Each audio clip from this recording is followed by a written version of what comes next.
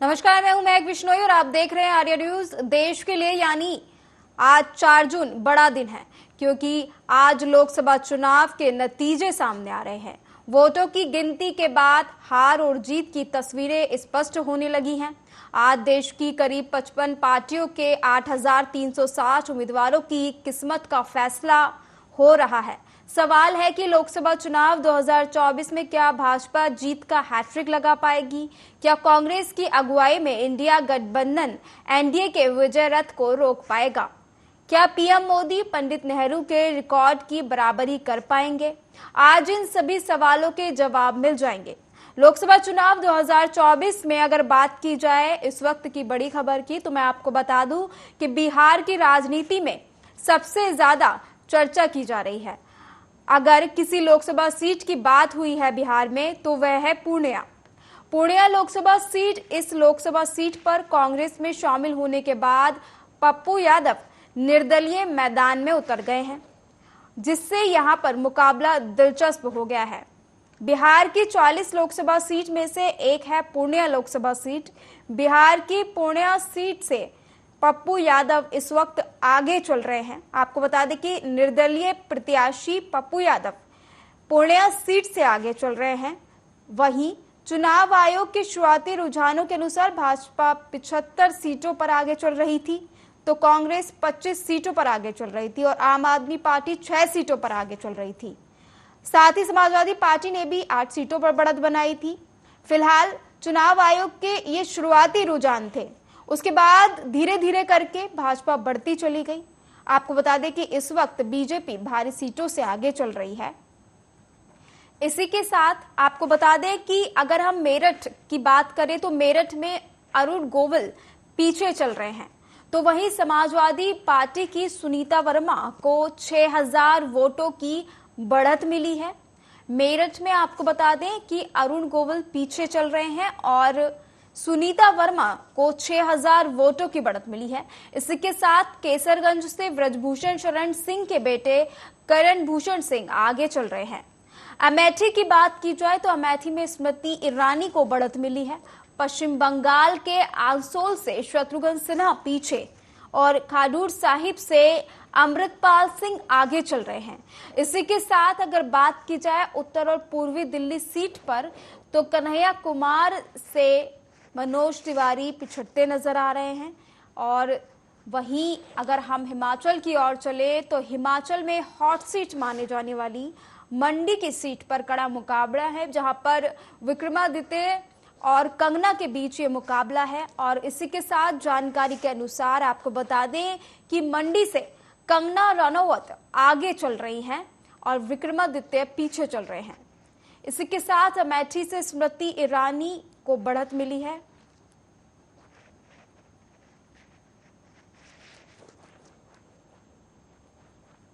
और बात की जाए कांग्रेस के किशोरी लाल शर्मा की, तो वह पीछे चल रहे हैं। वहीं बिहार की पूर्णिया सीट से निर्दलीय प्रत्याशी पप्पू यादव आगे चल रहे हैं। और हम अगर हरियाणा की ओर नजर डालें तो हरियाणा की करनाल सीट के रुझानों बीजेपी उम्मीदवार मनोहर लाल खट्टर पीछे चल रहे हैं।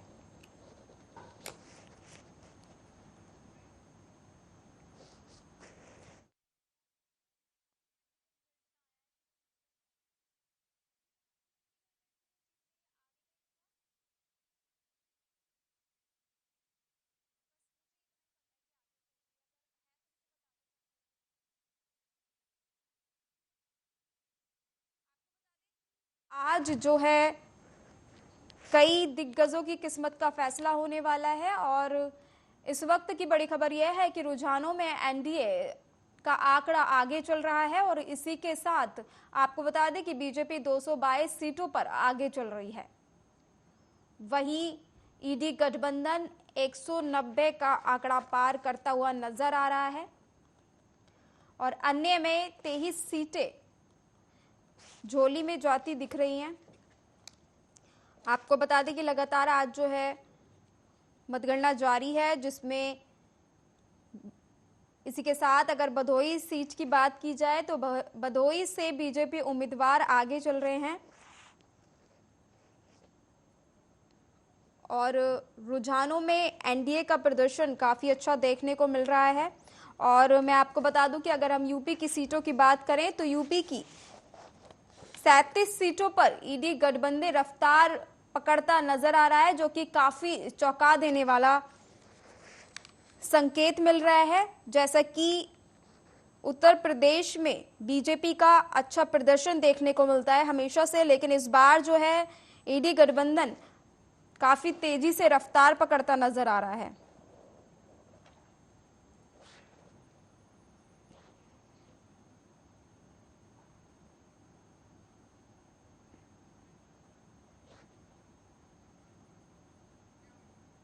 और मेरे सहयोगी पुष्पेंद्र चौधरी इस वक्त मेरे साथ लाइव जुड़ गए हैं, उनसे जानेंगे कि किस तरीके से जो है मतगणना जारी है। पुष्पेंद्र, क्या कुछ जानकारी है?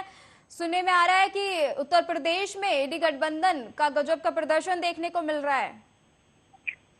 जी बिल्कुल, मैं जिस हिसाब से उत्तर प्रदेश में आंकड़े लगाए जा रहे थे, जिस हिसाब से समीकरण एनडीए के बन रहे थे रुझानों में, अगर अब फिलहाल बात करें तो कहीं ना कहीं एनडीए फिलहाल जो इंडिया गठबंधन है वो आगे चल रहा है। और जिस हिसाब से एग्जिट पोल देखने को मिले थे वहां पर 65 सीट एनडीए गठबंधन की उत्तर प्रदेश के अंदर दिखाई जा रही थी, लेकिन अभी तक के जो रुझान आए हैं उसमें फिलहाल तो इंडिया गठबंधन वहां पर ऊपर चल रहा है। और अखिलेश यादव की बात करें हम, स्मृति ईरानी जो अमेठी की हॉट सीट है उसकी बात करें तो स्मृति ईरानी इस बार वहां पर पीछे चल रही है। फिलहाल जो कांग्रेस से के शर्मा है वो आगे चल रहे हैं उस सीट पर। और कई ऐसी टेस्ट हैं जहां पर पहले से लगाया जा रहा था कि वहां पर बीजेपी मजबूत स्थिति में रहेगी, लेकिन अब जो आंकड़े फिलहाल सामने आ रहे हैं तो कहीं ना कहीं पीछे वहां पर उत्तर प्रदेश में दिखाई दी थी। पूर्वांचल की बात हम शुरू से ही कर रहे थे कि पूर्वांचल में भारतीय जनता पार्टी अब की बार हो सकता है मजबूत स्थिति में है, लेकिन जिस हिसाब से अब रुझान सामने आ रहे हैं तो देखा जा सकता है कि एनडीए अब पीछे हो चुकी है और इंडिया गठबंधन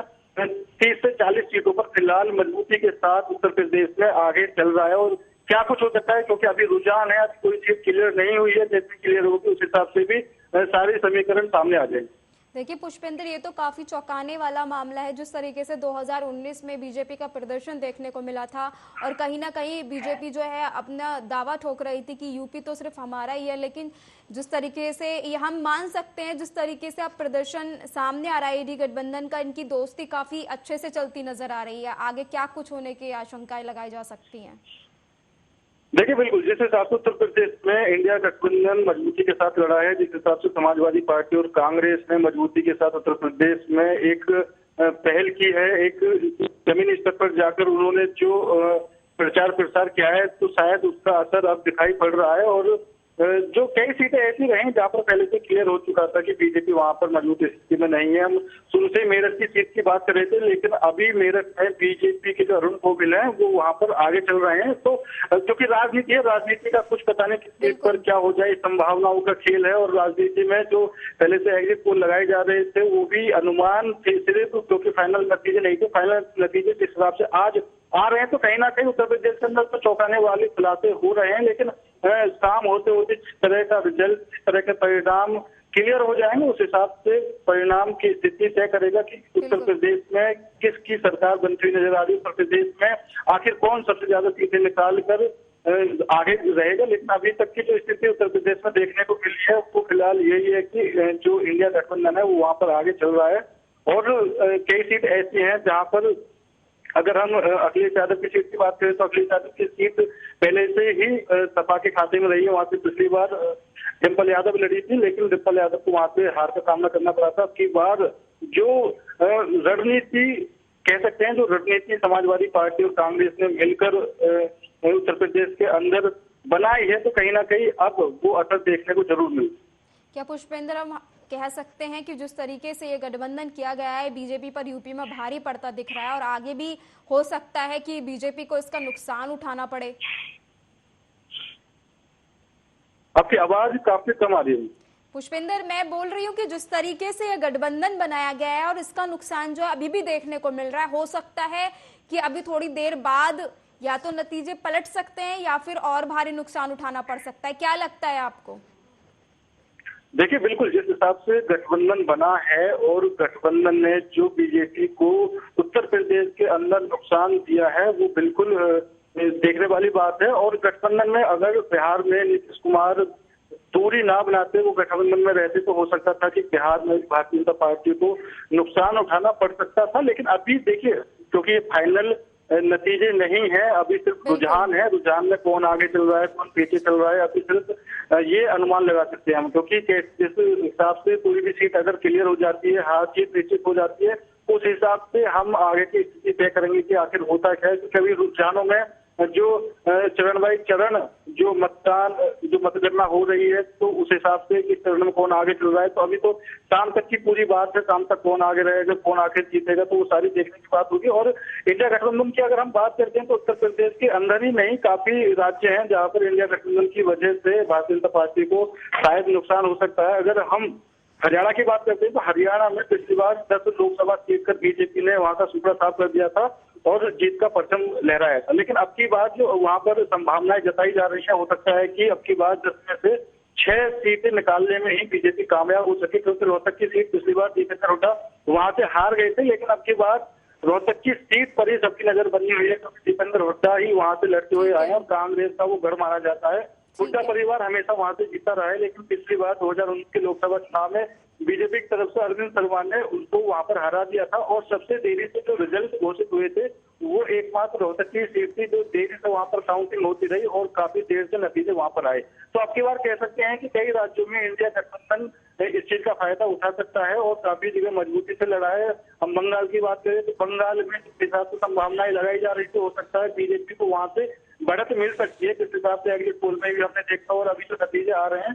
खैर जो भी है, अगर हम पंजाब की बात करें तो पंजाब में भी स्थिति ऐसी बनी हुई है, क्योंकि हमेशा पंजाब में बीजेपी शिरोमणि अकाली दल के साथ वहां पर चुनाव लड़ती रही है और 1996 से 2020 तक शिरोमणि अकाली दल और भारतीय जनता पार्टी का वहां पर गठबंधन रहा। लेकिन किसान आंदोलन के बाद शिरोमणि अकाली दल ने वहां से गठबंधन बीजेपी के साथ तोड़ दिया। तो कहीं ना कहीं इस चीज का नुकसान भी पंजाब में भारतीय जनता पार्टी को उठाना पड़ सकता है और वहां पर कांग्रेस मेरे हिसाब से बढ़त बना सकती है, क्योंकि आम पार्टी भी वहां से सीट निकालने में शायद कामयाब न हो भाई, क्योंकि वो विधानसभा चुनाव में जो आम आदमी पार्टी ने पंजाब में वादे किए थे तो वो पूरे नहीं कर पाई है। तो इस हिसाब से वो लोगों के बीच तक भी नहीं पहुंच पाए, जनता उनको किस हिसाब से वोट करती, तो ये भी एक बड़ा सवाल पैदा हो सकता है। और यही कारण है कि आम आदमी पार्टी से अलग होकर पंजाब के अंदर कांग्रेस ने अकेले अपने दम पर चुनाव लड़ा है। तो 6 से 7 सीट का अनुमान मेरे हिसाब से कम कांग्रेस वहां से निकाल सकती है। देखिए पुष्पेंद्र, इस बीच में आपको ये भी बता दूं कि जिस तरीके से बीजेपी आगे बढ़त बनाए हुए है, यूपी की बात हटा दीजिए, अगर वैसे हम ऑल ओवर लें तो बीजेपी कहीं ना कहीं आगे चल रही है और कई जगह से तस्वीरें भी सामने आ रही है कि लड्डू बनाए जा रहे हैं, अभी से खुशियां मनाई जा रही हैं। तो किस तरीके से लेते हैं आप इसको?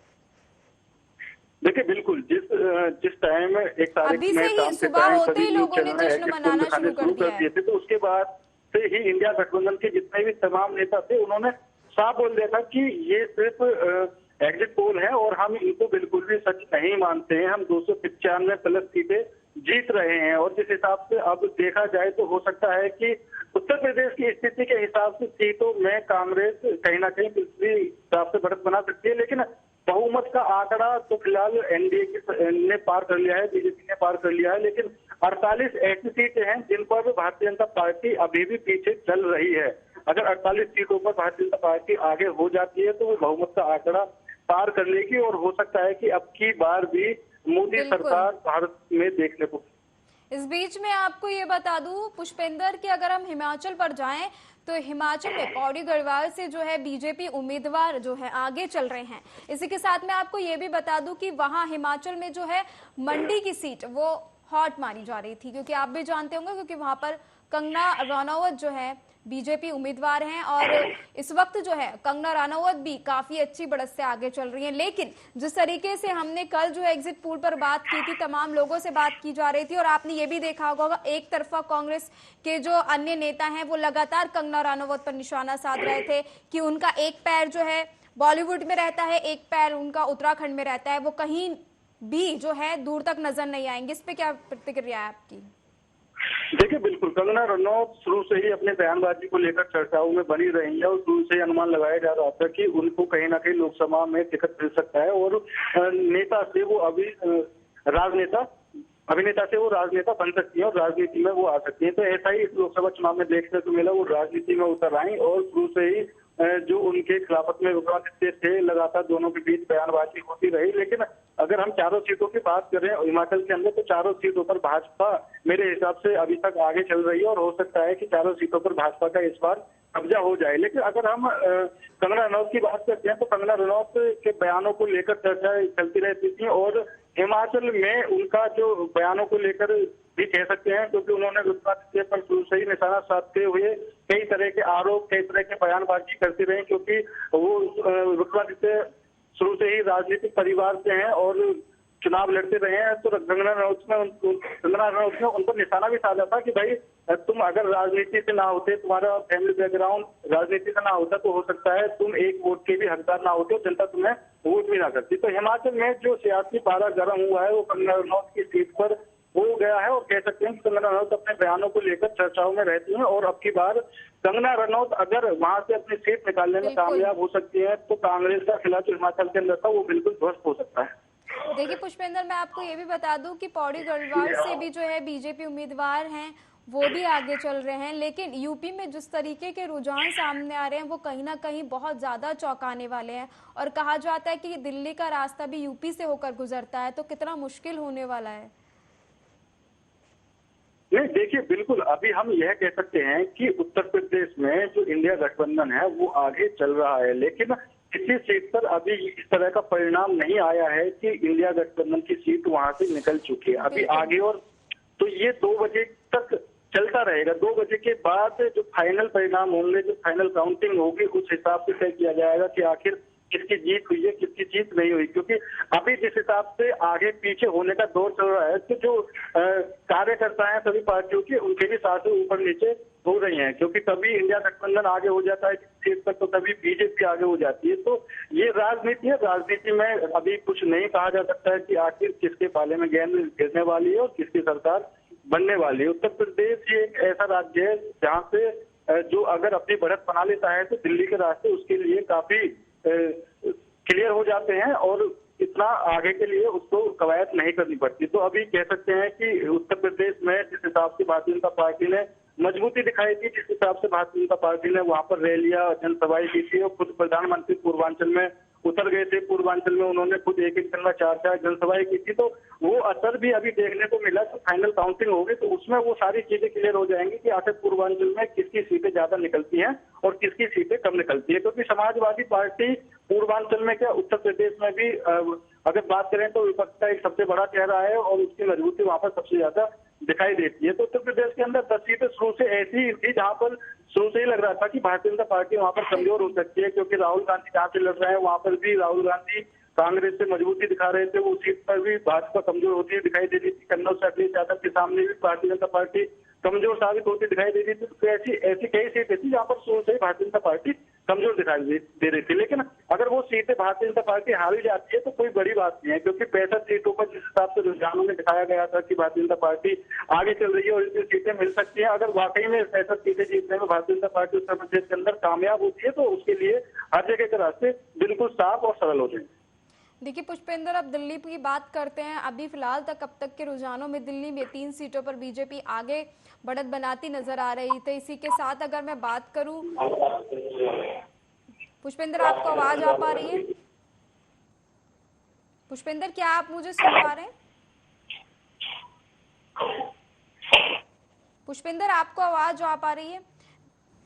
लगता है पुष्पेंद्र से हमारा कनेक्शन टूट गया। मैं आपको बता दूं कि इस वक्त जो है बीजेपी भारी आंकड़ों के साथ आगे बढ़त बनाती नजर आ रही है। वहीं पौड़ी गढ़वाल की बात की जाए, हिमाचल की बात की जाए तो पौड़ी गढ़वाल से बीजेपी उम्मीदवार आगे बढ़ते नजर आ रहे हैं। इसी के साथ मेरठ से अनिल गोविल जो हैं पीछे नजर आ रहे हैं और फिलहाल इस वक्त के रुझानों में लगातार जो है बीजेपी आगे बढ़त बनाती नजर आ रही है। लेकिन कहीं ना कहीं अगर हम यूपी की बात करें तो यूपी में काफी हद तक जो है जितने भी रुझान सामने आ रहे हैं वो बहुत चौंका देने वाले हैं।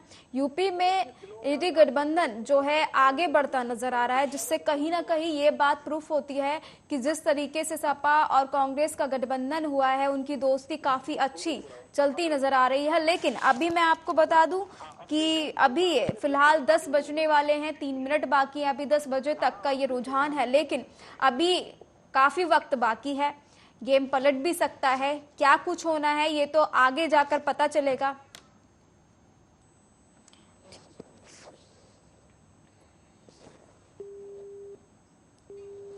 और इस वक्त की बड़ी खबर मैं आपको बता रही हूं, इस वक्त की बड़ी खबर सामने आ रही है।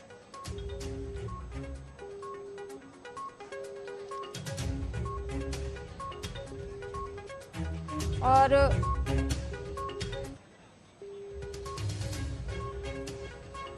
आपको बता दें कि वाराणसी से बड़ी खबर सामने आई है। इस वक्त लगातार तीसरी बार वाराणसी से पीएम मोदी चुनावी मैदान में है और बड़ी खबर जो है वाराणसी से सामने आई है, जहां पर बताया जा रहा है कि पीएम मोदी वाराणसी से पीछे चल रहे हैं। इस वक्त की बड़ी और अहम जानकारी वाराणसी से सामने आ रही है, जहां पर पीएम मोदी पीछे चलते नजर आ रहे हैं। मोदी 1623 वोटों से पीछे चलते नजर आ रहे हैं। इस वक्त की बड़ी खबर, और कांग्रेस के अजय राय जो हैं वे आगे निकलते नजर आ रहे हैं, जो कि बहुत ही चौंका देने वाली बात है। आपको बता दें कि पीएम मोदी लगातार तीसरी बार वाराणसी में चुनावी मैदान में है।